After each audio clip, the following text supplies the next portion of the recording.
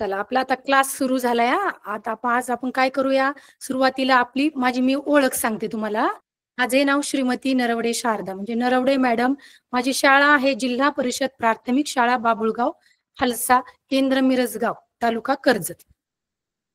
आता आपल्याला आज आहे बैजिक राशी. आता बैजिक राशी आहे, इथून पुढे आपण जवळजवळ 3 दिवस 7 ते 8 या वेळेमध्ये सोबत असणार आहोत. चला तर आता आपण काय करूया, बैजिक राशीची आधी प्रस्तावना ओळख करून घेऊया. या ठिकाणी मुलांनो बघा, आपल्या ह्या बैजिक राशी या प्रकरणासाठी बैजिक राशी या प्रकरणासाठी भारांश पाहूया आपण. भारांश हा 4% आहे आपला. किती आहे? 4%. म्हणजे याला जवळजवळ या प्रकरणासाठी आपल्याला 3 येतात. या प्रकरणावरती म्हणजे 6 गुण असतात. 3 प्रश्न आणि 6 गुण.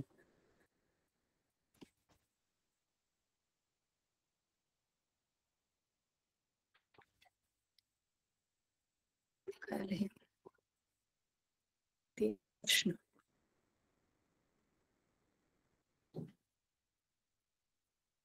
3 प्रश्न आणि 6 गुण असतात.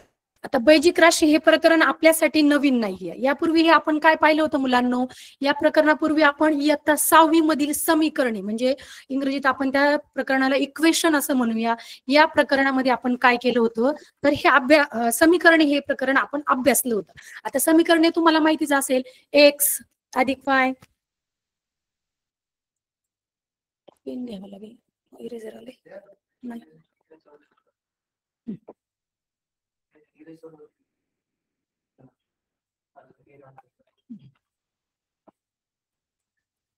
एक्स अधिक वाय बरोबर 20 किंवा मग एक्स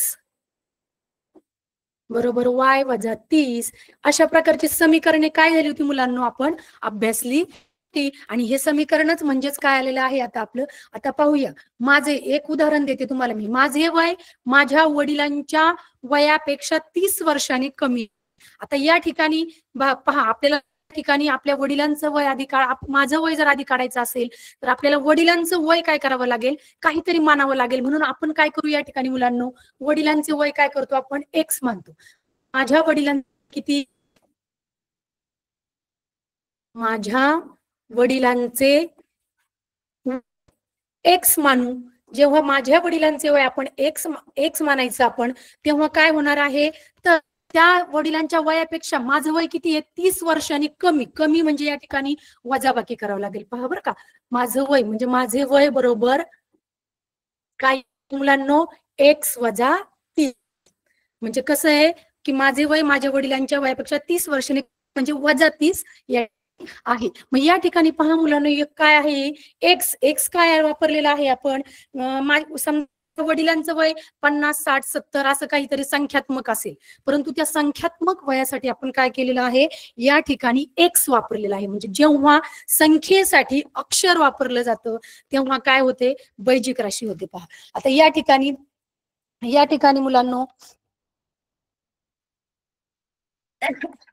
बैजिक राशी. आता बैजिक राशी ही बीजगणित, बैजिक राशी हे प्रकरण बीजगणितातील एक काय आहे, कन्सेप्ट आहे.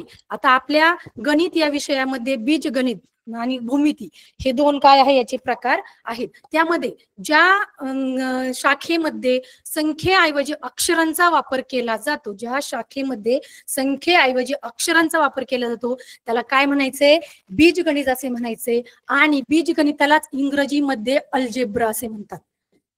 बीजगणित इंग्रजीत त्याला काय म्हणायचंय, तर अल्जेब्रा. म्हणजेच मराठीत काय म्हणायचं, बीजगणित. आणि बीजगणितामधील सगळ्यात महत्वाची आपली एक कन्सेप्ट आहे ती म्हणजे बैजिक राशी. आता या ठिकाणी बघा, अंकगणितीय संख्या किंवा अक्षरी संख्या, अंकगणितीय संख्या किंवा अक्षरी संख्या यांच्या बेरीज, वजाबाकी, गुणाकार, भागाकार या क्रियांनी तयार होणाऱ्या संख्येला बैजिक राशी असे म्हणतात. आता पहा, अंकगणितीय संख्या कोणत्या आहेत आपण पाहूया. अंकगणित संख्या या ठिकाणी 1, 2, 3, 4, 5 अनंत. ह्या आहेत आपल्या अंकगणितीय संख्या. आता यामध्ये आपण अंकगणिती झाल्यानंतर दुसऱ्या अक्षरी संख्या कोणत्या आहेत त्या पाहूया. अक्षरी संख्या. अक्षरी संख्या कोणत्या आहेत? X, y, z, a, B, M, n, dot dot dot अनंत.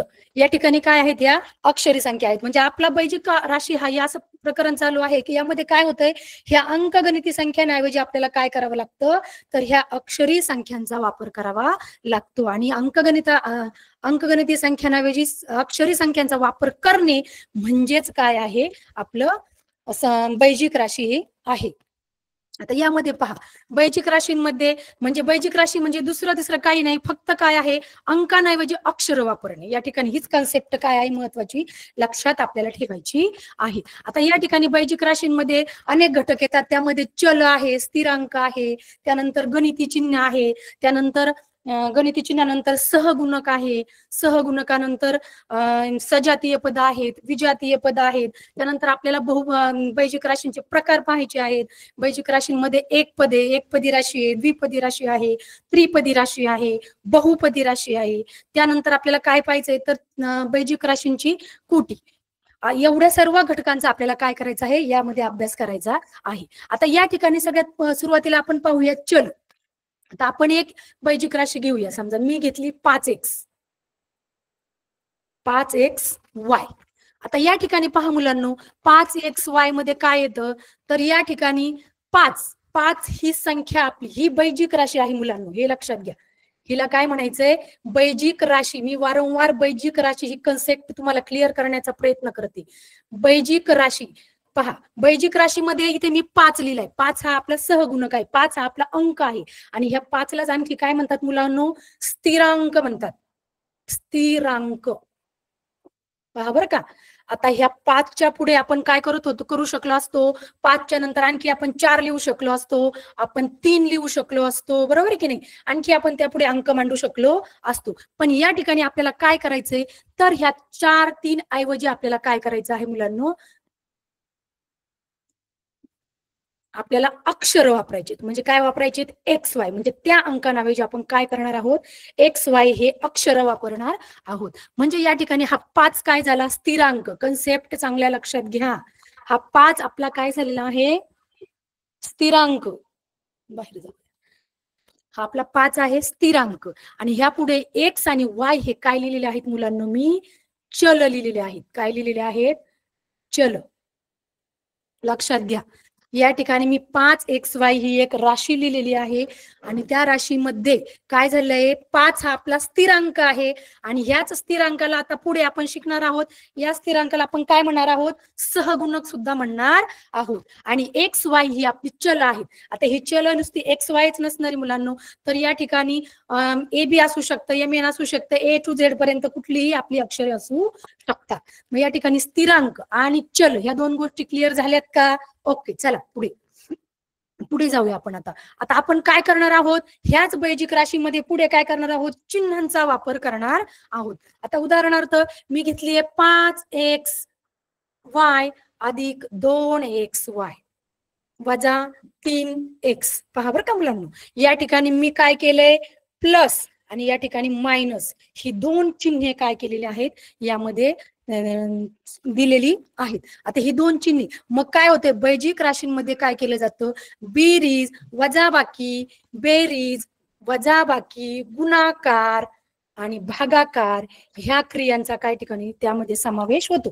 म्हणजे ह्या क्रियांनीच काय केलं जातं, तर बैजिक राशी ही आपली तयार केली जाते. पहा या ठिकाणी आपण 3 पाहिलेत घटक. आता बैजिक राशींचे महत्वाचे घटक आपण 3 पाहिलेले आहेत. सर्वात महत्वाचं म्हणजे बैजिक राशी म्हणजे काय, अंकाऐवजी किंवा संख्याऐवजी अक्षरांचा वापर म्हणजे काय, तर बैजिक राशी. बैजिक राशींमध्ये काय असतात मुलांनो, चल असतात, स्थिरांक असतात, गणितीय चिन्ह असतात. त्यामध्ये तुम्हाला मी सांगितलं हा 5 हा आपला काय झाला, स्थिरांक झाला. एक्स वाय हे काय झालं मुलांनो, आपलं चल झालं. आणि ही चल आणि स्थिरांक ही झाली आपली एक, हे झालं पद. काय झालं, पद. आता हे पद पहा बरं का मुलांनो, 5 हे स्थिरांक, एक्स वाय हे चल आणि 5xy हे झालं पद. आता अशी जेव्हा दोन पद आपण काय करतो मुलांनो, एकत्र आणतो, ते कशाने आणतो, तर बेरीज, वजाबाकी, गुणाकार आणि भागाकार या चिन्हांनी आपण काय करतो ते एकत्र आणतो आणि मग त्या चिन्हाने एकत्र आणल्यावर आपली ही तयार काय झाली, पूर्ण बैजिक राशी तयार झाली. बैजिक राशी काय झालेली आहे, तयार झालेली आहे. आता ह्या बैजिक राशीचा उपयोग अनेक ठिकाणी केला जातो, समीकरणे सोडवण्यासाठी किंवा अज्ञात किमती आपल्याला जर काढायच्या असतील किंवा दर्शवायच्या असतील तर त्या अज्ञात किमती काढण्यासाठी आपण काय करू शकतो, एक्स वाय पी क्यू यांसारखी अक्षरे आपण काय करू शकतो, त्या अज्ञात किमती आपण काढू शकतो. त्यानंतर आपण काय करू शकतो बरं, ह्याच बैजिक राशींचा उपयोग आपण कशात करू शकतो आणखी, तर आपल्याला अनेक वैज्ञानिक उदाहरणं सोडवण्यासाठी, मोठे मोठे गणितीय उदाहरणे सोडवण्यासाठी, त्या म्हणजे विज्ञान शाखेमध्ये, गणिती शाखेमध्ये याचा उपयोग केला जातो. चला तर आपण आतापर्यंत काय केले, बैजिक राशीची ओळख पाहताना त्या बैजिक राशीमध्येच आपण कुठल्या कुठल्या घटकांचा समावेश होणार आहे ते आपण काय केलेलं आहे, पाहिलेलं आहे. चला, मी आत्ताच तुम्हाला सांगितलं की बैजिक राशींचा उपयोग आपल्याला कशासाठी होतो, तर अनेक समीकरणे सोडवण्यासाठी, अनेक अज्ञात किमती काढण्यासाठी, त्याचबरोबर वैज्ञानिक आणि अभियांत्रिकी, इंजिनिअरिंग आणि सायन्स क्षेत्रामध्ये सुद्धा काय केलं जातं, तर त्या ठिकाणी ह्या क्षेत्राचे, ह्या बैजिक राशींचा उपयोग केला जातो.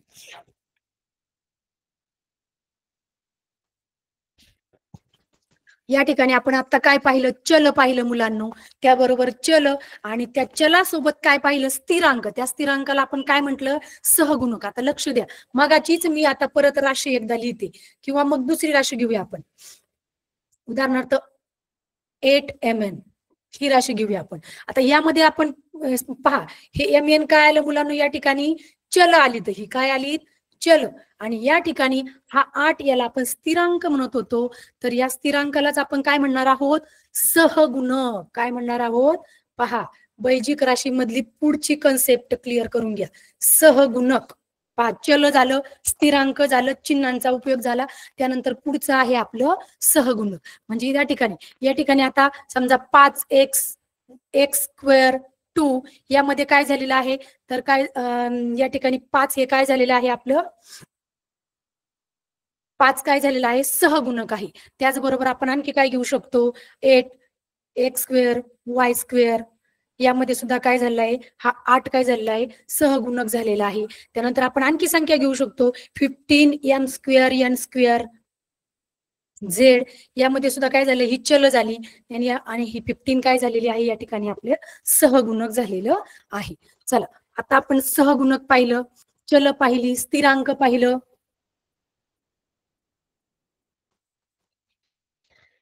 आता पहा, सहगुणक एक संख्या. आता आपण या ठिकाणी मगाशी सांगितलं होतं मी, सहगुणक ज्या ज्या परिमेय संख्या आहेत त्या सर्व आपल्यामध्ये काय केल्या जातात, तर सहगुणक म्हणून वापरल्या जातात. मग त्या ऋण संख्या असतील, धन संख्या असतील, त्यानंतर अपूर्णांक संख्या ह्या असतील, किंवा मग याच्यामधल्या संख्या असतील, वर्गमुळातल्या संख्या असतील, हे सर्व काय केलं जातं, -3, त्यानंतर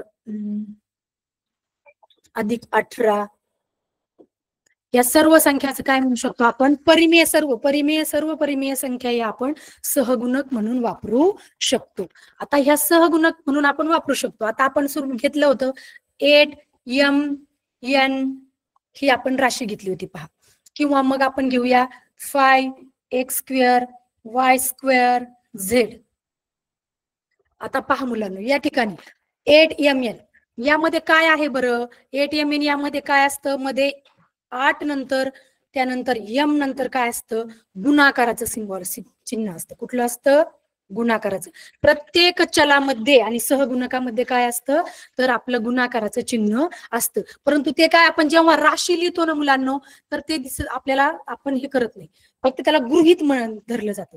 जेव्हा त्याचा आपण क्रिया करताना उपयोग करतो ना, तेव्हाच ते काय होतं, आपल्या समोर आपण घेऊ शकतो. परंतु आता काय करू शकतो आपण, ह्या प्रत्येक याच्या राशीमध्ये एक लक्षात घ्यायचे, ह्या प्रत्येक राशीमध्ये सहगुणक आणि चल यांमध्ये कुठलं चिन्ह असते, तर गुणाकाराचं चिन्ह असते. आणखी आपण घेऊ शकतो, पहा, आपण आणखी राशी घेऊ शकतो, m square n square Y cube Q. पहा, आपण इंग्रजी कुठलीही अक्षरे अंक म्हणून वापरू शकतो. आता या ठिकाणी पण पहा मुलांना, m n y क्यू ही काय आहेत आपली चल आहेत. काय आहेत चल. आणि ह्या प्रत्येक चलामध्ये काय आहे मुलांनो गुणाकाराचं मल्टिप्लायचं काय आहे चिन्ह आहे. प्रत्येक चिन्हामध्ये प्रत्येक आपल्या राशीमध्ये काय आहे गुणाकाराचं चिन्ह आहे. तर तुम्हाला समजलं आतापर्यंत आपण काय पाहिलंय चल पाहिलं ओके स्थिरांक पाहिला त्यालाच आपण सहगुणक असं म्हणू. आता त्यानंतर ही झाली आपली राशी त्यानं पद झालं बरोबर की नाही पद झालं. त्यानंतर आपण यामध्ये काय करू शकतो अधिक वजा करून आणखी राशी वाढवू शकतो बरोबर की नाही याला राशी म्हणायचंय. त्यानंतर पाहिलं आपण मुलांना काय पाहिलं तर ह्या जी एक जी चल राशी असते याच्यामध्ये काय असतं मुलांना तर गुणाकाराचं चिन्ह असतं. या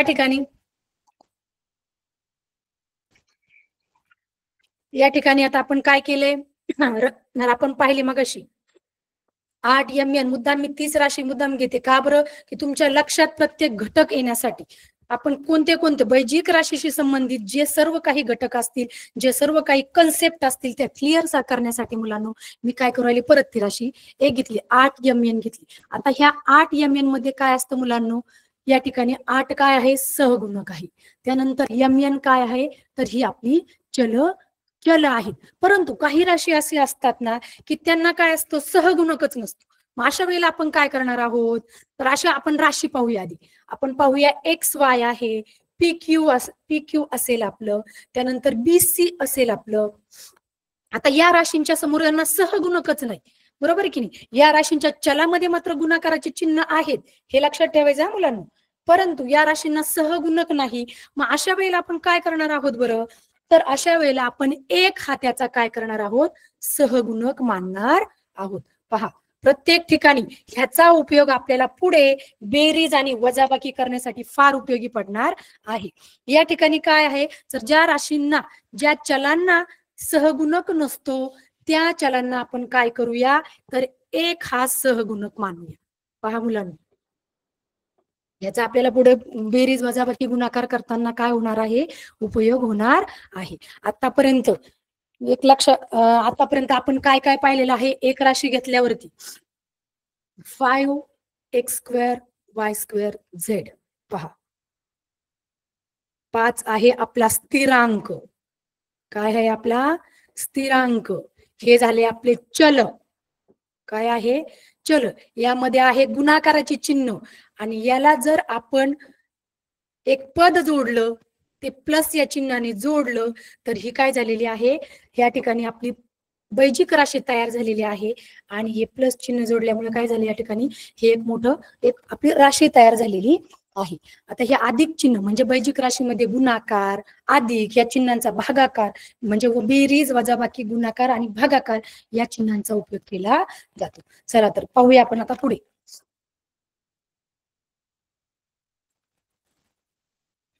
या ठिकाणी बैजिक राशी या दोन प्रकारच्या असतात. एक म्हणजे सजातीय बैजिक राशी आणि विजातीय बैजिक राशी. आता मी एक उदाहरण देते तुम्हाला मुलांना. उदाहरणार्थ तुमच्याकडे काय केले 5 सफरचंद दिलेत आणि त्यानंतर काय केले 3 सफरचंद दिले आणि तुम्हाला ते मोजायला सांगितले.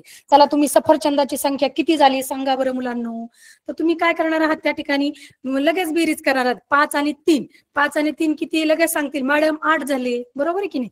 म्हणजे 8 या ठिकाणी का बरं तुम्ही म्हटले मी तुम्हाला काय विचारलं की मला सफरचंदांची संख्या सांगा म्हणून तुम्ही 5 आणि 3 त्या ठिकाणी विचारलं. म्हणजे एकाच जातीचे आले. कसं आले होमोजिनियस ऍटम आले. पहा मुलांनो म्हणजे 5 आणि 3 हे दोन्ही सफरचंद आहेत. हे कसे आलेले आहेत सजातीय चले आलेले आहेत. होमोजिनियस ऍटम आल्यामुळे तुम्ही काय केलं त्याचं उत्तर लगेच सांगितलं. मग या ठिकाणी पुढे पहा तुम्ही आता उदाहरणार्थ आपण एक घेऊया. आपल्याला पाहायची आहे 5 वेगळ्या राशी बघूया आपण आता जरा. 4 PQ 4 PQ 7 PQ 9 PQ. Okay. आता यामध्ये मला सांगा की आपली चल कशी आहेत बरं PQ आणि PQ. या ठिकाणी आपली तिन्ही चल कशी आहेत समान चल आहेत. कशी आहेत समान चल आहेत. भले इथे सहगुणक यांची कशी आहेत वेगळी आहेत. परंतु काय होतंय की चल कशी आहेत मुलांना यांची समान आहे. प्रत्येक ठिकाणी PQ PQ PQ हे काय आहेत आपले चल आहेत आणि हे चल आपले कसे आहेत समान आहेत म्हणजे हे एका गटाचे आहेत स्वरूप म्हणजे सारख्या गुणधर्माची आहेत म्हणून त्यालाच आपण काय म्हणूया स्वरूप पदे किंवा सजातीय पदे. यालाच आपण काय म्हणूया स्वरूप पदे किंवा त्या स्वरूप पदाला आणखी एक नाव आहे सजातीय पदे. सजातीय बघा त्याच्या शब्दातच काय आहे मुलांनो त्याचा अर्थ आहे सजातीय म्हणजे स्वरूप आणि स्वरूप पदे म्हणजे सारखी पदे म्हणजे ही कोणती आहेत 4 PQ 7 PQ आणि 9 PQ हे कशी आहेत PQ ही चल सारखी असल्यामुळे ही पद कशी आहेत तर सजातीय पद आहेत. आता आणखी आपण पाहूया मुलांनो सजातीय पदानंतर दुसरा प्रकार आपला आहे तो म्हणजे आहे विजातीय पद.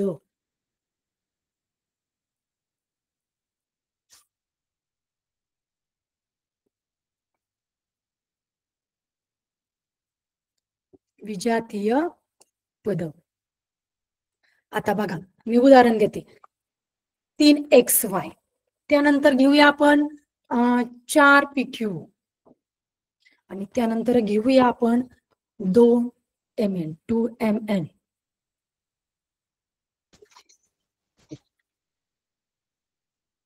पहा या ठिकाणी आपले सहगुणक काही येऊ परंतु या ठिकाणी आपली चल बघा मुलांना तीनही राशीतील पदांची चल कशी आहेत आपली वेगवेगळी आहेत. पहिल्या ठिकाणी XY हे पद आहे दुसऱ्या ठिकाणी PQ हे चल आहे आणि तिसऱ्या ठिकाणी या ठिकाणी MN ही चल आहेत. म्हणजे ही सगळी चल एकाच जातीची आहेत का तर नाही ही सर्व चल कशी आहेत मुलांनो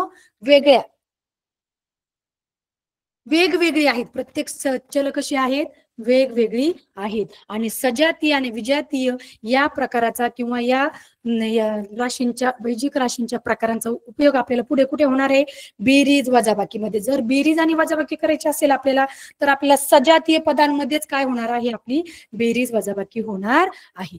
ठिकाणी आता पहा विजातीय पद या ठिकाणी सहगुणक ह्याचा 3 4 आणि 2 आहे परंतु या ठिकाणी XY हे चल वेगळं आले PQ हे चल वेगळे आले MN ही पण चल वेगळी आहेत म्हणून हे काय झालं मुलांनो तर विजातीय पद झाली. पहा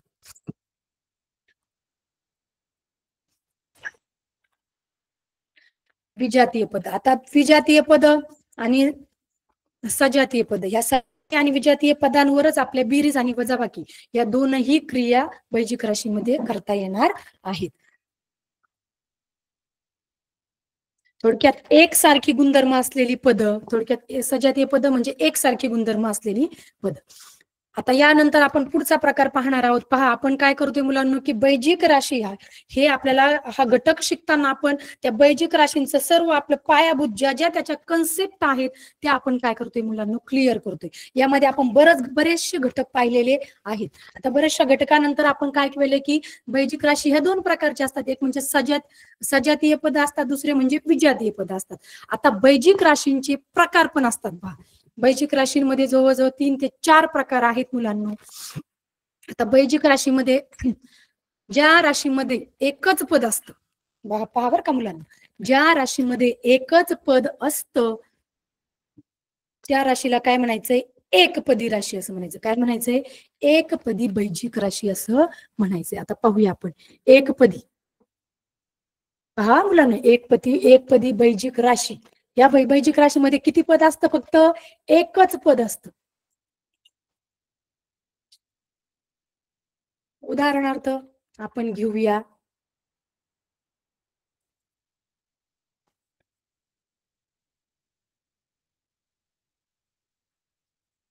20XY त्यानंतर आपण घेऊया PQ ओनली त्यानंतर आपण घेऊया 3MN. पहा मुलांना यामध्ये कशी आहेत एकच पद आहेत कशी आहेत त्यानंतर आपल्या वरती दिलेली आहेत 4X 7P त्यानंतर 5M⁶. म्हणजे या ठिकाणी बघा 20XY PQ 3MN 4X 7P आणि 5 एमचा 6वा घात. यामध्ये काय बरं आलंय, यामध्ये एकच पद आले. काय आलंय त्यामध्ये, जेव्हा म्हणजे ज्या राशीमध्ये फक्त एक आणि एकच पद येतं त्या राशीला काय म्हणायचं मुलांनो, एकपदी राशी असं म्हणायचं. एकपदी. ह्या सर्व कशा आहेत, एकपदी राशी आहेत. समजून घेता घेता जर काही घटक काही संख्या तुम्हाला वाटल्या तर लिहून घेऊ शकता. या ठिकाणी एकपदी म्हणजे ज्या राशी, वैजिक राशीमध्ये फक्त एकच पद असतं त्याला काय म्हणायचे, तर वैजिक राशी असं म्हणतात. मग या राशीत काय काय असू शकतं बरं, तर या राशीमध्ये सहगुणक असू शकतो. 20 हा सहगुणक असू शकतो. त्यानंतर आणखी काय असू शकतं, सहगुणकालाच इंग्रजीत कोएफिशियंट म्हणतात. त्याच्यामध्ये चल असू शकतं, त्याला व्हेरिएबल म्हणतात. त्याचबरोबर चलाचे घातांक सुद्धा असू शकतात. पहा, एकपदी राशीमध्ये काय काय असतं, एकपदी राशीमध्ये त्याची सहगुणक असतात, त्यानंतर त्याची चल असतात. ह्या चलांच्या मध्ये गुणाकाराचं चिन्ह पण असतं आणि त्याचबरोबर त्या राशीमध्ये घातांक सुद्धा असू शकतात. म्हणजे ज्या राशीमध्ये एकच पद असतं याच्यावरतीच भर द्यायचा, त्याला काय म्हणायचंय, एकपदी राशी असं म्हणतात. आता काय होतंय,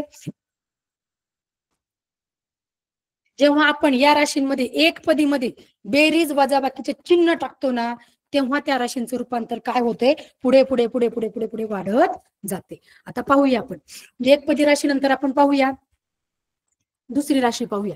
अशा वैजिक राशी की ज्यात 2 पद असतात. किती पद असतात, 2. 2x आणि 3y. पहा बरं का मुलांनो, आता मी 2x आणि 3y लिहिलंय, पण ही एकच पद आहे. कशी पद आहेत, म्हणजे ही 2x फक्त एकपदी आहे आणि 3y सुद्धा कशी आहे, एकपदी आहे. परंतु यामध्ये मी जेव्हा प्लस किंवा मायनसचं चिन्ह टाकेल ना मुलांनो, तेव्हा ह्या राशीचं रूपांतर होणार आहे आपलं द्विपदी राशीमध्ये. कशामध्ये होणार आहे, द्विपदी राशीमध्ये. पहा, 2x आणि काय केले 3y, ही सेपरेट स्वतंत्र 2 पद आहेत. कशी आहेत, हा म्हणजे 2x, फक्त 2x ला आपण एकपदी म्हणू शकतो, फक्त 3y ला आपण एकपदी म्हणू शकतो. परंतु जेव्हा 2x आणि वजा 3y मध्ये मी वजाचं चिन्ह टाकले, तेव्हा ती राशी आपली झाली आहे द्विपदी राशी. कोणती झाली, द्विपदी. 2p अधिक 3q, ही सुद्धा काय झाली मुलांनो, आपली द्विपदी राशी झाली.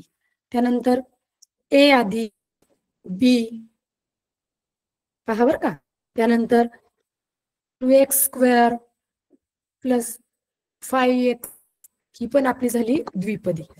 त्यानंतर आणखी आपण राशी घेतो 7n मायनस 3. पहा, या सगळ्या द्विपदी राशी आहेत. त्यानंतर आपण आणखी घेऊ शकतो राशी 2p मायनस 8q. हे सर्व कशा आहेत, द्विपदी राशी आहेत. आता द्विपदी आणि एकपदी राशी यामध्ये तुम्हाला फरक कळलाय का, काय असतंय, जेव्हा एक स्वतंत्र पद असतं तेव्हा ती असते आपली एकपदी राशी. जेव्हा ही पद बेरीज वजाबाकी गुणाकार भागाकार या क्रियांनी जोडली जातात एकत्र, तेव्हा त्याचं रूपांतर कसं होतंय, की किती पद जोडली जातात त्याच्यावरती त्याचं रूपांतर असते. या ठिकाणी 2 पद जोडलेत, 2p प्लस 3q, म्हणून याला आपण काय म्हंटले, द्विपदी राशी असं म्हंटले. म्हणजे आता या ठिकाणी 2x प्लस मायनस, त्यामध्ये काय मुलांनो, की 2 पद, 2x आणि 3y, ही अशी 2 पद कशी आहेत, वेगवेगळी आहेत. मध्ये सुद्धा, या राशीमध्ये सुद्धा मुलांनो अधिक चिन्हाचा उपयोग केला जातो. त्यानंतर 2 आणि x मध्ये गुणाकाराचा चिन्हाचा उपयोग केला जातो. त्यानंतर या घातांक सुद्धा तो, आणि त्याचबरोबर या ठिकाणी सहगुणक सुद्धा असतो. पहा, चला समजलंय तुम्हाला. आतापर्यंत आपण एकपदी राशींचे 2 प्रकार पाहिलेत, एकपदी राशी आणि द्विपदी राशी. चला तर आपण आता काय करूया, थोडं पुढे जाऊया.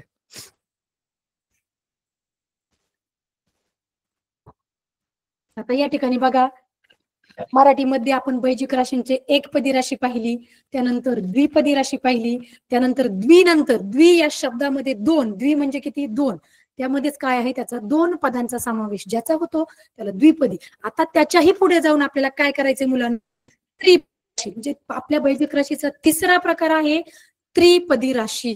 आता त्रिपदी म्हणजे ह्याच्या बघा बरं का मुलांना, ह्याच्याही शब्दामध्ये काय आहे त्याचं अर्थ लपलेला आहे. आता त्रिपदी म्हणजेच काय, त्रि म्हणजे आपल्या मराठीतला समानार्थ, त्रि म्हणजे किती, तीन, बरोबर आहे की नाही.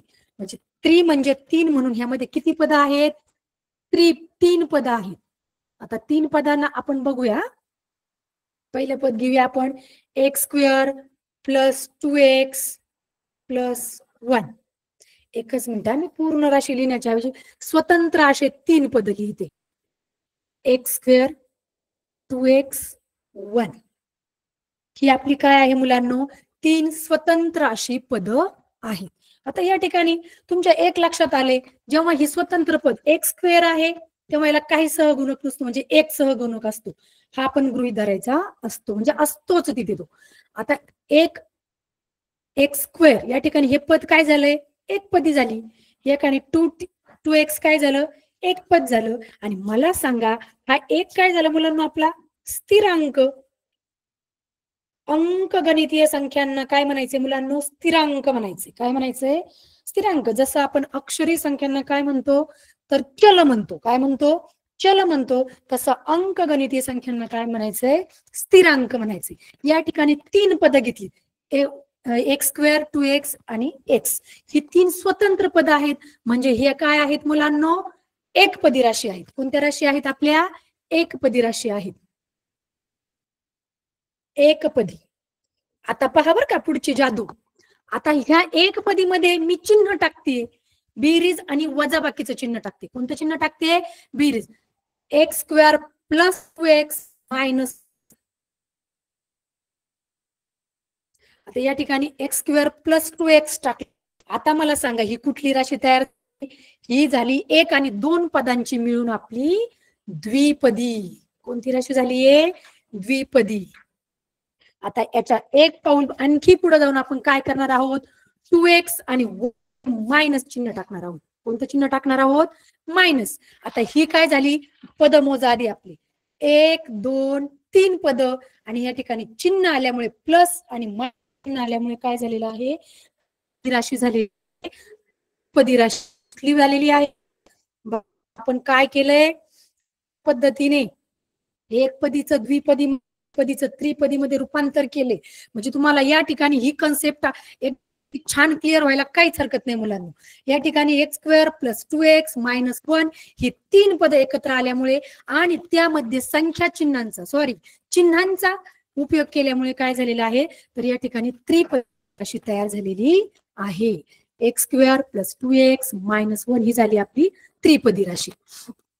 आता या ठिकाणी यामध्ये सुद्धा पहा बरं का, मी जसं एकपदीमध्ये द्विपदीमध्ये त्रिपदीमध्ये सांगितलं होतं. काय सांगितलं होतं मुलांना, या ठिकाणी तेच सर्व घटक आहेत. कुठले बरं, एक मध्ये गुणाकाराचं चिन्ह आहे, 2 आणि x मध्ये गुणाकाराचं चिन्ह आहे. त्यानंतर याच्यामध्ये घातांकाचा समावेश आहे. कशाचा समावेश आहे, घातांकाचा समावेश आहे. त्यानंतर यामध्ये सहगुणक पण आहेत आणि यामध्ये स्थिरांक पण आहेत. आणि हे सर्वांचं मिळून काय झाले, सहगुणक, चल, घातांकांनी काय केलेले आहे, जी आपली बैजिक राशी बनलेली आहे त्या अधिक आणि वजा या चिन्हांनी काय केलेलं आहे, तर जोडलेलं आहे. आता या ठिकाणी आपण आणखी घेऊ, त्रिपदी बैजिक राशी घेऊ शकतो. या ठिकाणी तुम्हाला वरती दिलेली आहे पहा बरोबर, a plus b plus c, त्यानंतर x square plus 2x plus 1 लिहून घेऊ शकता चालू चालू मध्ये. 3a plus 5b minus 7c. पहा मुलांना, आपल्या स्वतंत्र अशा काय झाल्या, तीन पदी राशी. पहा, ह्याचं निरीक्षण करा आणि मी ज्या पद्धतीने सांगितले त्या पद्धतीने याची रचना झालेली आहे. आणि ही आपली तीन त्रिपदी राशी झालेली आहे. त्रिपदी बैजिक राशींचं काय आहे मुलांना, हे उदाहरण आहे.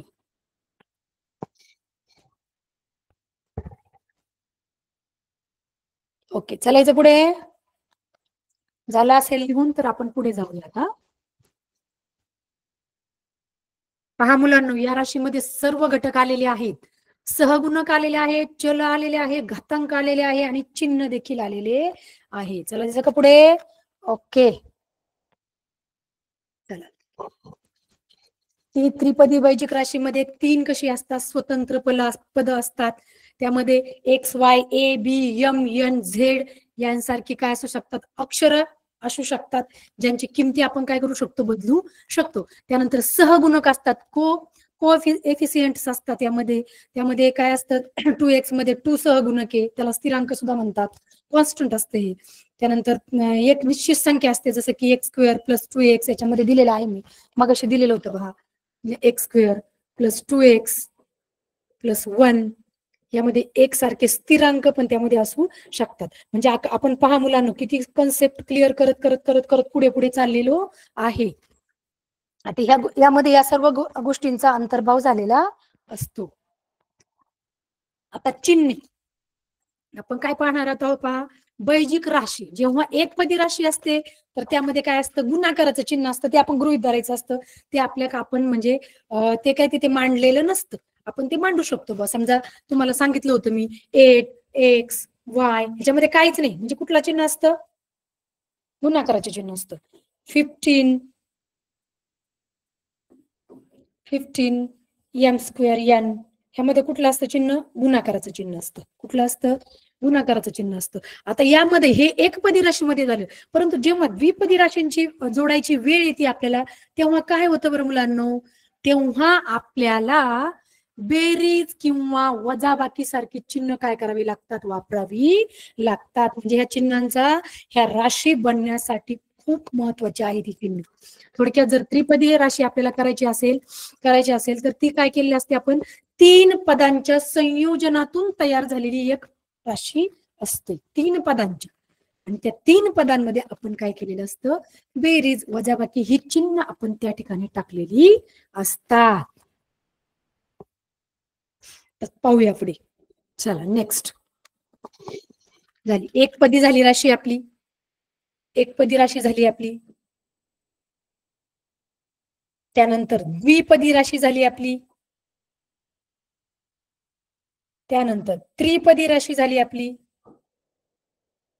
आता त्रिपदी नंतर आपला पुढचा प्रकार आहे बहुपदी राशी, पॉलिनोमियल अल्जेब्रिक एक्सप्रेशन. आता बहुपदीमध्ये काय असेल बरं, एकपदीमध्ये एकच पद, द्विपदीमध्ये 2 पद, त्रिपदीमध्ये 3 पद, आणि बहु म्हणजे बहु मध्ये मराठी शब्द आहे तो, त्याचा समानार्थी शब्द काय होईल, अनेक. म्हणजे 3 पदांपेक्षा जर जास्त पदे, अनेक पद आले त्यामध्ये, तर त्याला आपण काय करणार आहोत, बहुपदी राशी असं म्हणणार आहोत. आता 3 पदांपेक्षा जास्त पद घेऊया आपण. एक उदाहरण घेऊया आपण आता, x² + 3xy + 4y² - 4. चला मोजा, याच्यामध्ये किती पद आलीत आपली, 1 2 3 आणि 4 पद आली. आता ही सर्व पद आपण काय केलीत मुलांनो, ही सर्व पद आपण बेरीज आणि वजाबाकी बघा ह्या चिन्हांनी काय केली, आपण जोडलेली आहेत. आता यामध्ये x² + 3xy + 4y² - 4 या चलांचं काय झालेलं आहे, तर संयोजन झालेलं आहे. आणि त्यामध्ये काय होऊ शकतं मुलांनो, धन ऋण म्हणजे काय, अधिक किंवा वजा असे या ठिकाणी चिन्ह येऊ शकतात. आणि त्यामध्ये काय होऊ शकतं, प्रत्येक चलाचं ह्या राशीमध्ये सुद्धा काय असतं बघा मुलांनो, घातांक आहे, चल आहेत, ओके, सहगुणक आहे, स्थिरांक आहे, आणि चिन्ह सुद्धा काय आहेत, आहे. आले म्हणजे काय काय आले बघा मुलांनो, या ठिकाणी चल, या ठिकाणी चल, सुरुवातीला सर्वात प्रथम काय घ्यायचं आपण, चल घातांक, सहगुणक, त्यानंतर स्थिरांक आणि बेरीज वजाबाकी सारखी चिन्हे.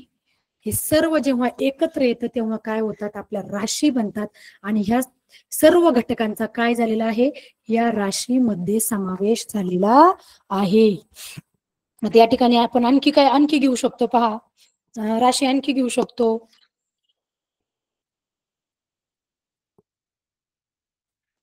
पहा बहुपद राशी, 5xy + 7y² x + 2xy plus 3x. पहा स्वतंत्र पद 5x² हे एक स्वतंत्र पद आहे. 7y²x हे एक स्वतंत्र पद आहे. 2xy हे एक स्वतंत्र पद आहे आणि 3x हे देखील एक स्वतंत्र पद आहे. हे सर्व पद कशी आहेत? स्वतंत्र आहेत. कशी आहेत? परंतु मग काय केलं ते अधिक या चिन्हाने काय केलेली आहे? जोडलेली आहे. ही आपले एक बहुपदी राशीचं उदाहरण होईल. लिहून घ्या. चालू मध्ये लिहून घेत चला.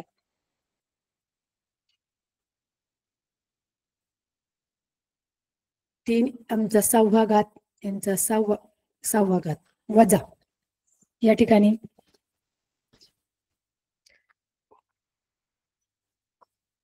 n² मायनस 2mn प्लस 7 ही पण काय झाली? आपली बहुपदी राशी झाली. असे अनेक उदाहरणं आपण काय करू शकतो? बहुपदीचे देऊ शकतो.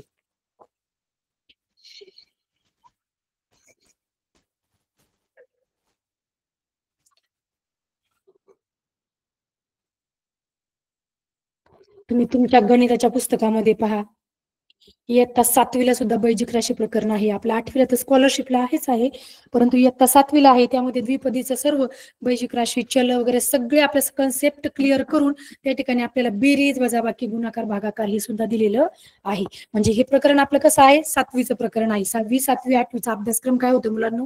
सर्व एकत्रित होतो आपल्या स्कॉलरशिपच्या परीक्षेसाठी.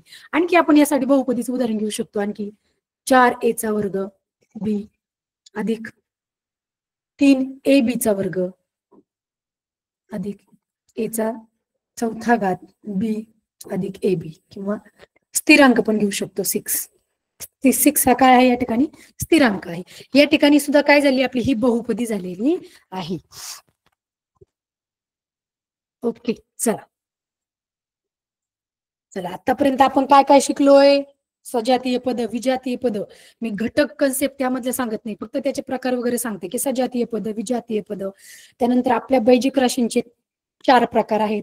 एक म्हणजे एकच पद असणारी बैजिक राशी, एकच पद असणारी एकपदी. त्यानंतर एका पदाला अधिकने जोडलं 2x झाली द्विपदी. त्यानंतर ह्याच पदाला 2x अधिक 7x plus 2x plus 4y ही झाली आपली त्रिपदी. काय झाली? त्रिपदी. आणि ह्याच पदाला आपण काय केलंय? परत पुढे आणखी एक पद जोडलंय. 7x अधिक 2x अधिक 4y अधिक आपण स्थिरांक घेऊया. आता वजा चिन्ह टाकूया आपण. वजा 4y वजा स्थिरांक घेऊया आपण 20. ही झाली आपली बहुपदी. लिहून घेऊ शकता. एकपदी, द्विपदी, त्यानंतर त्रिपदी आणि पुढची आहे आपली बहुपदी. एकापेक्षा अनेक पद, 3 पेक्षा जास्त पद म्हटलं की आलं आपलं बहुपदी. काय आलं? बहुपदी. बैजिक राशींच्या अत्यंत महत्वाच्या घटकांचा आपण अभ्यास केलेला आहे पहा. आणि यातला आणखी एक सर्वात महत्वाचा आपला घटक राहिलेला आहे, ती म्हणजे बैजिक राशींची कोटी.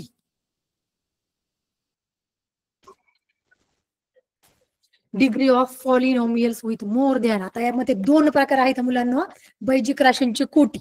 आता बैजिक राशींची कोटी म्हणजे काय? तर बैजिक राशींच्या सर्वात मोठ्या घातांकास, आपण घातांकाला इंग्रजीत पॉवर म्हणतो. काय म्हणतो?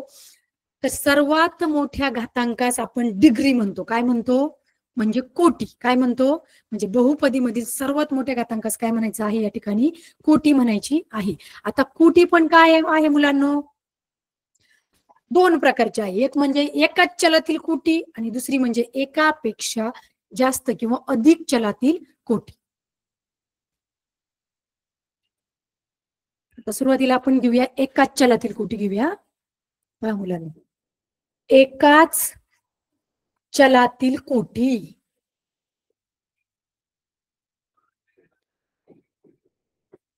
एकाच चलातील कोटी. या ठिकाणी कसं असतं मुलांना? चल सारखी असतात. जर एक्स घेतला ना तर सगळी चल एक्स असतात. वाय घेतला तर सगळी चल वाय असतात, एम घेतलं तर सगळी चल एम असतात, आणि एन घेतलं तर सगळी चल कशी असतात, एन असतात. म्हणजे यामध्ये कसं आहे, एकाच चलातील एक्स या घाताकामध्ये एकाच चलातील घ्यायचं, एकच चल असलं पाहिजे. आता उदाहरणार्थ या ठिकाणी घेतलंय आपण 3x चा वर्ग प्लस 5x मायनस 7, 3x वर्ग अधिक 5x वजा 7. या ठिकाणी पहा मुलांना,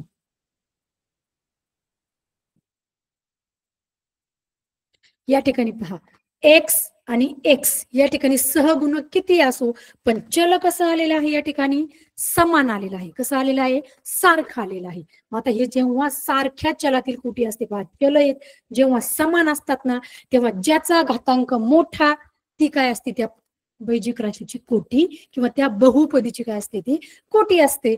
आता या ठिकाणी बघूया आपण 3x चा वर्ग, इथं काय आले 5x, म्हणजे या ठिकाणी एक्सचा, आता या ठिकाणी पहा मुलांना, जसं आपण सहगुणक पाहिला, जर सहगुणक कुठल्याही प्रकारचा चलाला सहगुणक दिलेला नसला, नुसतं एक्स वाय दिले असेल, त्या ठिकाणी आपण काय करतो, एक हा सहगुणक काय करतो, गृहीत धरतो. तसं या ठिकाणी 5x ला आपल्याला कुठल्याही प्रकारचा घात केला नाही, म्हणून आपण या ठिकाणी आहोत, तर याचा काय करणार आहोत, एक हा घातांक घेणार आहोत.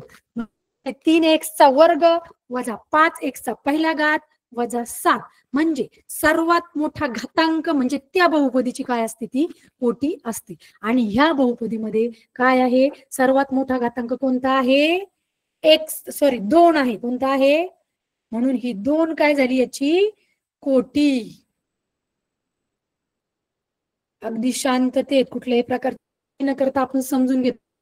प्रत्येक संकल्पना, कन्सेप्ट याची समजून घ्या, कारण पुढे आपल्याला याचा पूर्ण अवयव पाडण्यासाठी, बेरीज वजाबाकी गुणाकार भागाकार करण्यासाठी, त्याचबरोबर बैजिक राशींचे अवयव पाडण्यासाठी हे सगळ्या गोष्टी आपल्याला लागणार आहेत. शिवाय आपल्याला पुढे जाता येणार नाही. प्रत्येक कन्सेप्ट ही क्लिअर करून घ्या. पहा, आपण बैजिक राशींची काय बघतोय, कोटी बघतोय, आणि बैजिक राशींच्या कोटीमध्ये मुलांना काय, तर सर्वात घातांक त्या बहुपदीची कोटी होय. मग या ठिकाणी सर्वात मोठा घातांक 3x वजा 5x वजा 7 मध्ये कुठला आहे, तर x ला 1 आहे, 1 पेक्षा 2 मोठा आहे, म्हणजे याची कोटी किती आहे, 2 आहे. आता आपण आणखी उदाहरण घेऊया. पहा, उदाहरणार्थ 4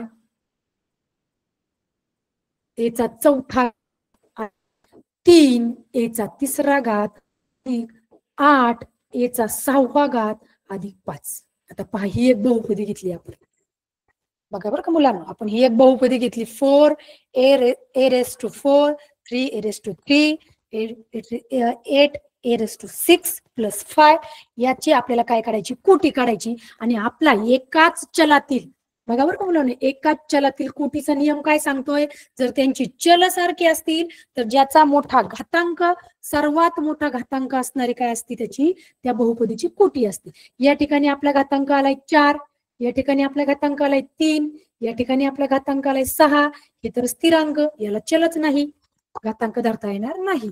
म्हणजे काय बरं मुलांना, या ठिकाणी 4, 3 आणि 6 मध्ये सर्वात मोठं कोण आहे, तर 6 हा आपला घातांक काय आहे, मोठा आहे. म्हणून आपण काय करतोय, ही 6 आपली काय आहे, तर ह्या बहुपदीची कोटी आहे. या बहुपदीची कोटी किती आली, बरोबर 6. सर्वात मोठा घातांक, सर्वात मोठा घातांक. ओके, समजतंय, सर्वात मोठा घातांक त्याची कोटी किती आहे आपली, 6. का, तर सर्वात मोठा घातांक 6 आहे, म्हणून त्या बहुपदीची कोटी आली आपली 6. ओके, चला, आता हे झालं आपलं एकाच चलातील कोटी. यानंतर आपण पुढचा नेक्स्ट घटक पाहणार आहोत, अनेक चलातील बहुपदीची कोटी, म्हणजे एकापेक्षा अधिक, एकापेक्षा, पहा बरं मुलांना, एकापेक्षा अधिक, एकापेक्षा अधिक चलातील कोटी, अधिक चलातील, एकापेक्षा अधिक चलातील कोटी, म्हणजे या ठिकाणी काय असणार आहे, आता चल वेगवेगळे असणार आहेत आपले. कशी असणार आहेत चल, वेगळी असणार आहेत. उदाहरणार्थ काय घेतले आपण 3, उदाहरणार्थ आपण घेऊया 3 m चा तिसरा घात n चा 6वा घात, एकच मिनिट मला m चा तिसरा घात n चा 6वा घात अधिक 7 m चा वर्ग n चा तिसरा घात वजा mn प्लस 6. ओके, ही बहुपदी झाली. आता ह्यातलं प्रत्येक पद, एकापेक्षा अनेक चल आहे त्यामध्ये. यामध्ये यम हे चल वेगळे आहे, यन हे चल वेगळे आहे, त्यानंतर यम हे चल वेगळं आहे, यन हे चल वेगळं आहे, यम हे चल वेगळं आहे. इथे पण काय आहे, यन हे चल कसं आहे आपलं वेगळं आहे. म्हणजे एकापेक्षा अधिक चल झाली वेगळी. मग अशी फक्त एक्स वापरला आपण, प्रत्येक आपल्या पदांमध्ये काय होता, एक्स होता. परंतु आता काय हा आपला यामध्ये यम आणि यन ही वेगळ्या प्रकारची चल आहेत. मग अशा वेळेला काय करायचं आपण काय करायचं, पद घ्यायचं. हे आहे आपलं पहिलं पद, पहिले पद. चला आता पहिल्या पदामध्ये काय करायचंय, तर पहिल्या पदाच्या घातांकाची बेरीज करायची. आता पहिल्या पदामध्ये कोणते कोणते घातांक आहेत त्या ठिकाणी, m चा तिसरा घात, n चा 6वा घात, म्हणजे किती येईल बरं, m चा तिसरा घात 3 प्लस n चा 6वा घात हा एक घातांक. ह्यांची बेरीज किती आली, 6 आणि 3 9. चला आता दुसरे पद घेऊया आपण. हे आहे आपलं दुसरे पद. आता दुसऱ्या पदामध्ये बघा, दुसरं पद कोणतं आहे, m चा 7 m चा वर्ग n चा वर्ग. चला ह्यांच्या घातांकांची बेरीज पण आता m चा वर्ग किती, m चा वर्ग म्हणजे किती 2 अधिक n चा तिसरा घात म्हणजे किती 3. चला यांची बेरीज किती झाली मुलांना, आपली 5 झाली. किती झाली. आता आपण तिसरं पद घेऊया. तिसरे पद किती कोणते आहे बरं, यम यन आहे. तुम्हाला सांगितलं इथं यम आणि यनला काहीच पॉवर नाही, म्हणजे गृहीत धरतो तो एक एक पॉवर आहे. म्हणजे इथे यमचा पहिला घात अधिक यमचा परत पहिला घात यनचा इज इक्वल टू 2. आता मला सांगा मुलांना, आपण काय बघतोय, एकापेक्षा अधिक चलातील कोटी बघतोय. आणि त्यामध्ये काय करायचंय आपल्याला, तर आणि याच्यामध्ये एकापेक्षा जास्त, त्यामुळे आपल्याला काय करावं लागतंय, तर आपल्याला जेवढी पद आहेत तेवढ्या पदाच्या घातांकाची काय करायची आहे, या ठिकाणी बेरीज करायची असे. आणि त्या बेरजेतून ज्याचा घातांक मोठा ती आपली त्या बहुपदीची कोटी होणार आहे. म्हणजे या ठिकाणी काय आहे बघा, इथे 9 5 आणि 2. आता मला सांगा मुलांना, 9 5 आणि 2 मध्ये काय आहे बरं, कोणता घातांक मोठा झालाय आपला, 9 झालाय. म्हणून आपल्याला या बहुपदीची कोटी किती आली आहे, या बहुपदीची कोटी आली आपली 9. किती आली, 9. पहा, एकाच चलातील, एक जेव्हा सारखे चल असतात, या ठिकाणी दिले पहा एकच चल, चल कोणता आहे, एक्स वर्ग एक्स. जेव्हा अशी चल असतात मुलांना, तेव्हा काय होतंय, त्यामध्ये ज्याचा घातांक मोठा ती कोटी त्याची. परंतु जेव्हा एका अधिक चल त्या ठिकाणी येतात, मग तेव्हा काय करावं लागतं आपल्याला, प्रत्येक पद आणि प्रत्येक पदाच्या घातांकाची काय करावी लागते, बेरीज करावी लागते. आणि मग त्यामध्ये ज्याची बेरीज जास्त होईल, ज्या पदाची बेरीज जास्त होईल, ती आपली झाली कोटी. काय झालीये, कोटी. समजलंय, कोटी. कोटी ही संकल्पना क्लिअर झाली मुलांनो, लिहून घेऊ शकता. चालू मध्ये समजून घेता घेता घेता घेता गरज वाटली तिथे तिथे काय करत चला, लेखन करत चला. कारण गणित हा विषय अवघड नाही, आपण त्याचा बाऊ करतो. गणित हा विषय तसा सोपा आहे, परंतु आपण काय करतो, त्याचा बाऊ करतो. आणि एक मुलांना सराव, प्रॅक्टिस मेक्स मॅन परफेक्ट. जर तुम्ही अधिकाधिक जर सराव ठेवला ना मुलांना गणिताचा, तर तुम्हाला गणित कधीच भविष्यामध्ये आणि सध्या वर्तमानामध्ये कधीच अडचण येणार नाही त्याची. फक्त सराव काय करायचा, तुम्ही चालू ठेवायचा. आणि वारंवार जर एखादं गणित आपल्याला सुटलं नाही ना, तर काय करायचंय, आपण पूर्वीसारखी परत पाटी आणि पेन्सिलचा वापर करायचा. त्या पाटीवरती आपण काय करणार आहोत मुलांनो, गणित सोडवायचं, इरेज करायचं, सोडवायचं, पुसून टाकायचं. बरोबर आहे की नाही? कारण वह्या आपण जास्तीत जास्त वह्या वापरतो, पेन वह्या, आणि मग काय होतं, वह्यांची पानं काय होतात, सगळी संपून जातात. अनेक वह्या आपल्याला गणिताच्या सरावासाठी उपयोगी पडतात. म्हणजे गणिताचं एक एक किंवा दोन प्रकरण झालं तर सराव करून काय होते, आपल्या वह्या काय करतात, संपून जातात. आणि एक लक्षात ठेवा मुलांनो, जेवढ्या वह्या आपल्या संपणार आहेत तेवढी झाडं काय करणार आहे, आपल्याला कापावी लागणार आहेत. कारण तुम्हाला माहिती झाडांपासूनच काय होतंय, तर आपल्या वह्या तयार होतात. म्हणून आपण काय करायचंय, इथूनच सुरुवात करायची. गणित सोडवताना काय करायचं मुलांनो, तर गणित सोडवताना जास्तीत जास्त पाटी आणि पेन्सिलचा वापर करायचा. म्हणजे आपल्याला सोडवायलाही सोपं, पुसायलाही सोपं आणि सराव करायला देखील सोपं. चला, आता आपण काय पाहिली, तर बैजी काय पाहिलेली आहे, कोटी पाहिलेली आहे. बहुपदीची कोटी. आता एकापेक्षा अधिक बहुपदीच्या चलाची कोटी काढण्याची ती पद्धत तुम्हाला मी काय केली आता समजून सांगितलेली आहे. तेही तुम्हाला सांगितलं, जर सहगुणक नसेल तर आपल्याला काय करायचंय मुलांनो, एक हार या ठिकाणी काय करायचा, सहगुणक म्हणून वापरायचा. म्हणजे त्याची जर समजा मग अशी एक आपण पद घेतलं होतं, यम एन घेतलं होतं. कुठलं घेतलं होतं, हे शेवटचं एम एन पद घेतलं होतं. ह्याला काहीच नाही म्हणजे काय असतं, सहगुणक एक असतो, हे लक्षात ठेवायचं. ह्याला घातांक काही नसतो म्हणून काय लक्षात ठेवायचं, एक लक्षात ठेवायचं. अजूनही एक चिन्हांचा गुणाकार आहे मुलांनो. हा गुणाकार आपण पाठच करून ठेवायचा. कधीही आपल्याला विचारलं ना झोपेत देखील, तरी काय झालं पाहिजे, आपल्याला तो सांगता आला पाहिजे. काय बरं, जर दोन समान चिन्ह असेल मुलांनो, दोन समान चिन्ह, तर त्याची आपल्याला बेरीजच करावी लागते. काय करावी लागते, आता या ठिकाणी अधिक आणि अधिक ही दोन समान चिन्ह आहेत, तर या ठिकाणी आपल्याला काय करावं लागेल, बेरीज करावं लागेल. त्यानंतर वजा गुणिले वजा काय करावं लागेल बरं, वजा वजा असेल तर काय होणार आहे आपलं, अधिक. म्हणजे दोन्ही समान चिन्ह आहेत बरं का, वरती अधिक अधिक चिन्ह आहे त्याची आपल्याला बेरीज करायची, खाली वजा वजा चिन्ह आहे त्याची देखील आपल्याला काय करायची आहे, बेरीजच करायची आहे. परंतु जर अधिक गुणिले वजा असेल या ठिकाणी, तर आपल्याला काय करायचं आहे, या ठिकाणी वजाबाकीच करायची आहे. येते का लक्षात, चिन्ह उलटी लिहिली काय ते येऊन एकच येतं. वजा गुणिले अधिक असेल तर ते देखील आपल्याला काय करावं लागणार आहे, वजाबाकीच करावी लागणार आहे. पण या ठिकाणी एक लक्षात ठेवायचे, जेव्हा समान चिन्ह येतात ना, समचिन्ह येतात ना, तेव्हा त्याची बेरीजच आपल्याला काय करावी लागते. म्हणजे इथे अधिक अधिक आहे म्हणून अधिक, वजा वजा आहे म्हणून देखील काय येईल, आपलं अधिकच येईल. परंतु विषम चिन्ह आल्यानंतर मात्र आपल्याला त्याची काय करावी लागते, वजाबाकीच करावी लागते. म्हणजे काय, अधिक आणि वजा जर आले तर त्याची वजाबाकी करावी लागते. वजा आणि अधिक आलं तर त्याची आपल्याला काय करावी लागते, वजाबाकी करावी लागते. हा चिन्हांचा गुणाकार लिहून घ्या आणि हा सदैव आपल्या स्मरणात, कधीही देखील आपल्या गणित सोडवायची वेळ आली ना की लगेच समोर आलं पाहिजे. कारण ह्याचा खूप म्हणजे अत्यंत सर्व बीज गणितामध्ये ह्याचा काय होतो, आपल्याला उपयोग होतो. बीजगणित, आपल्या ह्या बीजगणितामध्ये पूर्ण त्याचा उपयोग होतो. आता आपल्या बैजिक राशी सोडवताना आपल्याला तेच करावं लागणार आहे. जेव्हा बैजिक राशींची बेरीज वजाबाकी होते ना, सर्व चिन्हांचा खेळ आहे या ठिकाणी. चिन्हांवरच काय करणार आहोत आपण, ती बेरीज किंवा वजाबाकी आपण काय सोडवणार आहोत. म्हणून काय करायचंय, हा चिन्हांचा गुणाकार लक्षात ठेवायचा आहे, हा कुठेतरी लिहून ठेवायचा, अशा ठिकाणी लिहून ठेवायचा की आपल्याला सदैव नजरेत दिसला पाहिजे.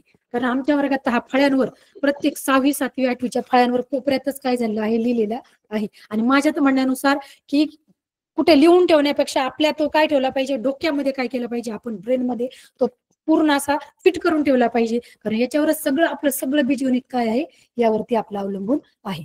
चला, या ठिकाणी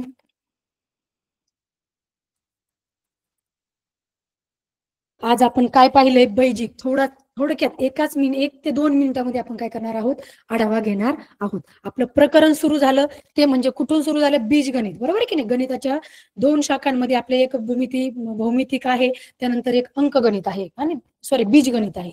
तर बीजगणितामध्ये ज्या शाखेमध्ये अंकांऐवजी अक्षरांचा वापर केला जातो त्याला आपण काय म्हटले, बीजगणित असं म्हटलंय. आणि बीजगणित ही गणिताची सर्वात महत्वाची शाखा आहे. आणि त्या बीजगणितामध्ये बैजिक राशी हा सर्वात महत्वाचा आपला काय आहे, घटक आहे, जो की आपल्याला अनेक समीकरण सोडवण्यासाठी, अज्ञात किमती काढण्यासाठी, त्याचप्रमाणे आपल्या सायन्स क्षेत्रामध्ये, इंजिनिअरिंग क्षेत्रामध्ये काय केला जातो, ह्याचा उपयोग केला जातो. त्याचा भारांश आपला 4% आहे. आपल्या यामध्ये 4%मध्ये आपल्याला त्याचे किती, 3 प्रश्न येणार आहेत आणि त्यासाठी आपल्याला आहे 6 गुण. म्हणजे गुण काय आहेत आपल्याला, बऱ्यापैकी गुण आहेत, त्यामुळे चांगले गुण आहेत, याला आपल्याला काय करावं लागेल, करावंच लागेल. आता बैजिक राशींमध्ये आपण काय काय पाहिलं पहा. एक बैजिक राशी घेतली 5xy, यामध्ये काय पाहिलं आपण मुलांनो, 5 हा आपला स्थिरांक किंवा सहगुणक आहे, आपला सहगुणक आहे. x आणि y हे आपली चल आहेत, या दोन्हींच्या मध्ये काय असतं, गुणाकाराचं चिन्ह असतं. त्यानंतर मुलांनो x आणि y ला जर समजा घातांक नाहीत ना, मग त्या ठिकाणी आपण 1 हा घातांक काय केलेला आहे, गृहीत धरलेला आहे आणि धरावा लागतो आपल्याला. त्यानंतर काय पाहिलं आपण, सजातीय पद पाहिली, विजातीय पद पाहिली. आता सजातीय पद 2xy आणि 4xy ही झाली आपली सजातीय पद, कारण त्यांचा घातांक आणि चल कशी आहेत मुलांनो, समान. या ठिकाणी याचा जर 5x वर्ग y असा तरी मुलांना जमणार नाही. या ठिकाणी दोनच सजातीय पद आहेत. का बरं, कारण या ठिकाणी त्यांची चल आणि त्यांचे घातांक कसे आहेत, इथं एक एक घातांक आहे, चल आणि त्यांचे घातांक समान आहेत, म्हणून ही झाली सजातीय पद. परंतु 5x चा पॉवर किती, 2 आलाय, म्हणून या ठिकाणी आपल्याला ते सजातीय पदामध्ये घेता येणार नाही. म्हणजे चल आणि घातांक कशी पाहिजेत, समान पाहिजे आपली. चला आता विजातीय पद, या ठिकाणी 2pq, त्यानंतर 8pq, इकडे लक्ष द्या. आता या ठिकाणी काय झाले, पी आणि क्यू दोन काय झालेले आहेत, परंतु या ठिकाणी काय केलेलं आहे मी, P raise to Q.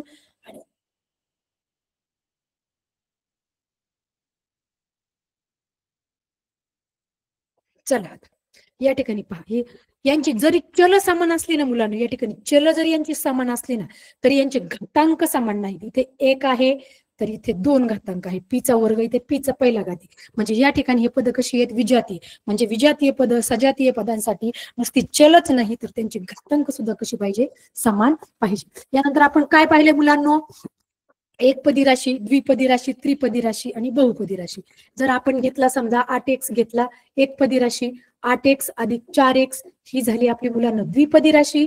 8x अधिक 4x अधिक 3x ही झाली त्रिपदी राशी, आणि 8x अधिक 4x अधिक 3x अधिक 5 हा स्थिरांक आहे आपला, ही झाली आपली बहुपदी राशी. त्यानंतर आपण काय पाहिलं मुलांनो, हे प्रकार पाहिले राशींचे.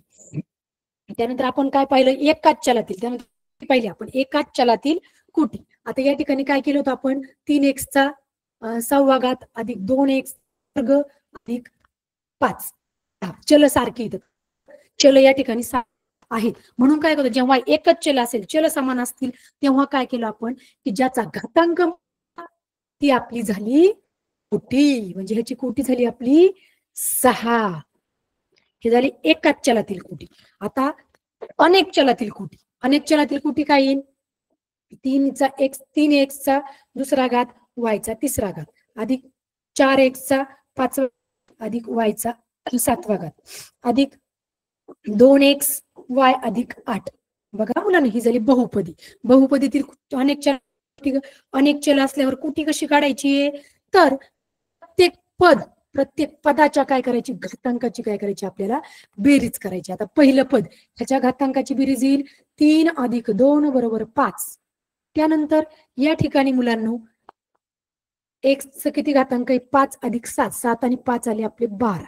त्यानंतर इथे तर काहीच पॉवर नाही, म्हणजे 1 असतो, 1 अधिक 1 बरोबर 2. म्हणजे बहुपदीतील अनेक चलातील जर कोटी काढायची असेल आपल्याला, तर त्या ठिकाणी काय करावं लागतं, प्रत्येक चलाच्या घातांकाची बेरीज करायची. ज्या घातांकाची बेरीज मोठी ती झाली आपली कोटी. कोटी बरोबर 12. ओके, सगळ्या कन्सेप्ट आपल्या क्लिअर झाल्या का या ठिकाणी, सर्व क्लिअर, बैजिक राशींच्या सर्व कन्सेप्ट आपल्या क्लिअर झाल्या का. तर उद्यापासून आपल्याला काय करायचं आहे, मी तुम्हाला सांगितलंय मुलांनो, आज उद्या आणि परवा 3 दिवस आपण 7 ते 8 या वेळेत एकत्र असणार आहोत. कशासाठी, तर बैजिक राशी हे आपलं गणितीय, बीजगणितीय प्रकरण अभ्यासण्यासाठी. त्यातला बैजिक राशी हे घटक तुम्हाला मी अगदी छान सोप्या पद्धतीने अगदी रिव्हिजन करून करून काय केलेलं आहे, तुमचा व्यवस्थित समजून सांगितलेला आहे.